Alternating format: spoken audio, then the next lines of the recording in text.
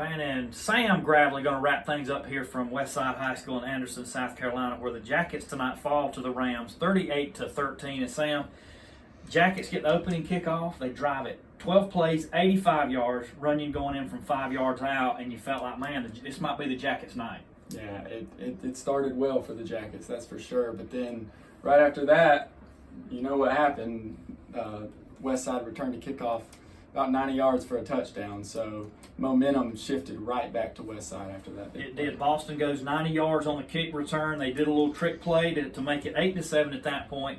Then the Jackets get it back, and they've got a third down and end up dropping a pass that would have moved the chains, have to give it back to Westside, and then they roll off some points. And there at halftime, they go in leading 24-7, and the Jackets were in a big hole. Yeah, they really were, being down that much at halftime. But, you know, the Jackets, they had some good production tonight on offense. I mean, Chris Hall with 150 yards, over 300 yards of total offense, only 30 yards behind Westside tonight in total offense. So there was some hope for the Jackets, because it's not like they were just getting shut out every possession, but yeah, the offense for Westside and took advantage of some good field position, and they scored 2 third-quarter touchdowns to make it 38-7. The Jackets do punch it in there late with 1:54 to go.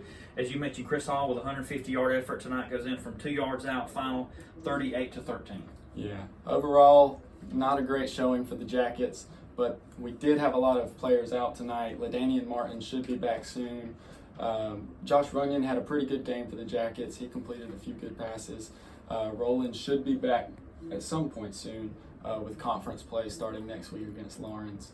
The Jackets hope to get more healthy for sure. Yeah, hopefully next week when conference play starts against the Lawrence Raiders on homecoming at Dooley Field, they'll have some of those guys back tonight. Sims and Carr, player of the game, Austin McGee.